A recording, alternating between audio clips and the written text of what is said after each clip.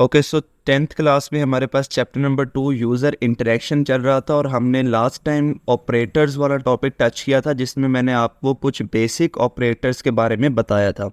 अब जितने भी ऑपरेटर्स हमने लास्ट लेक्चर में डिस्कस किए थे, आज हमने उनको वन बाय वन डिटेल से पढ़ना है।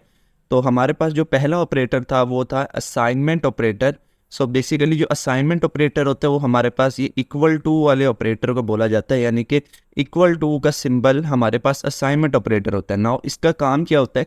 असाइनमेंट ऑपरेटर नाम से जाहिर हो रहा है कि ये हमारे पास किसी चीज़ को असाइन करने के लिए काम आता है, यानी कि कोई वैल्यू असाइन करनी होगी जब आपने, तब आप यूज़ करेंगे असाइनमेंट ऑपरेटर। इसकी डेफिनेशन देखिए, an operator use to assign a value to a variable. किसी भी वेरिएबल को वैल्यू असाइन करने के लिए जो आप ऑपरेटर इस्तेमाल करते हो वो असाइनमेंट ऑपरेटर होता है। आपको याद हो चैप्टर नंबर 1 लास्ट में हम लोगों ने दो डेफिनेशंस पढ़ी थी, एक थी वेरिएबल डिक्लेरेशन और एक थी वेरिएबल इनिशियलाइजेशन। अब वेरिएबल इनिशियलाइजेशन में क्या था कि आप लोग वेरिएबल डिक्लेयर भी करते थे और उसी वक्त उसको वैल्यू भी देते थे। लेकिन कैसे देते थे वैल्यू? आप लोग वेरिएबल का नाम और उसके बाद इक्वल टू लगा के जो भी उसकी वैल्यू होती थी वो लिखते थे, राइट? जैसे बिल्कुल यहाँ मैंने नीचे एग्जाम्पल में लिखा हुआ है। तो इसी चीज़ को उसके अंदर जो हम लोगों ने इक्वल टू पढ़ा था वो था असाइनमेंट ऑपरेटर। तो ये इसकी डेफिनेशन होगी, an operator use to assign a value to a variable is called assignment operator. C language use the equal sign as assignment operator. C language में कौन सा ऑपरेटर, कौन सा साइन जो है वो असाइनमेंट ऑपरेटर के काम परफॉर्म करता है, वो है equal sign. Variable name is written on left side of the assignment operator. अच्छा जी, जो भी आपके पास यहाँ नीचे अगर एग्जाम्पल में देखें इक्वल टू के दरमियान में, अब यहाँ पर लेफ्ट साइड पे देखें तो आपके पास वेरिएबल नेम है। तो यही बात उसने यहाँ लिखी है कि variable name is written on left side of the assignment operator, right? जैसे कि यहाँ ए है, यहाँ सी है, यहाँ एक्स है। तो ये जो लेफ्ट साइड पे ये वेरिएबल के नाम है।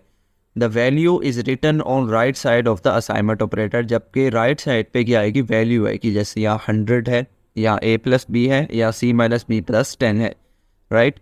इसका सिंटैक्स देखें, सिंटैक्स के variable is equal to expression. तो लेफ्ट साइड पे वेरिएबल का नाम, फिर इक्वल टू का साइन और फिर एक्सप्रेशन, यानी कि जो भी वैल्यू आप असाइन। अब यहाँ एक्सप्रेशन लिखा हुआ है, सिर्फ वैल्यू नहीं लिखा हुआ।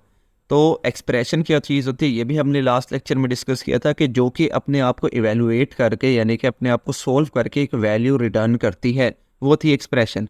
यहाँ एग्जांपल में देखें तो जो पहली मैंने लिखी है a इज इक्वल टू 100, ये एक वैल्यू है, राइट?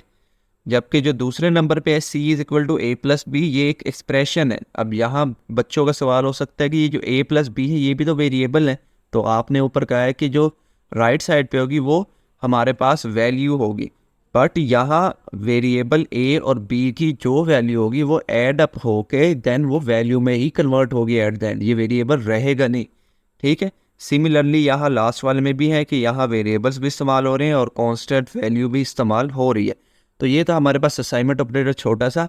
आई होप इसको आपको समझ में आ गया होगा। और मज़ीद मैं ये बताना चाहता हूँ कि ये जो आप मुझसे स्लाइड्स मांगते हो या नोट्स मांगते हो, इनका लिंक मैंने अक्सर वीडियोस के नीचे डिस्क्रिप्शन में दिया होता है, बट वो एक्सेस इसलिए नहीं हो रहा होता, पता नहीं यूट्यूब की गाइडलाइंस ऐसी है कि वो थर्ड पार्टी लिंक को जो है वो अप्लाई नहीं होने देती, उसको ओपन नहीं होने देती।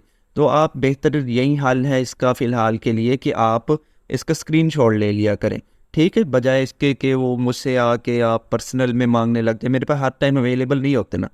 तो अगर आपको लिंक मिल जाता है, वो आपसे ओपन हो रहा है, तो वेल एंड गुड है, मैं हर उसका लिंक आपको दे दिया करता हूँ।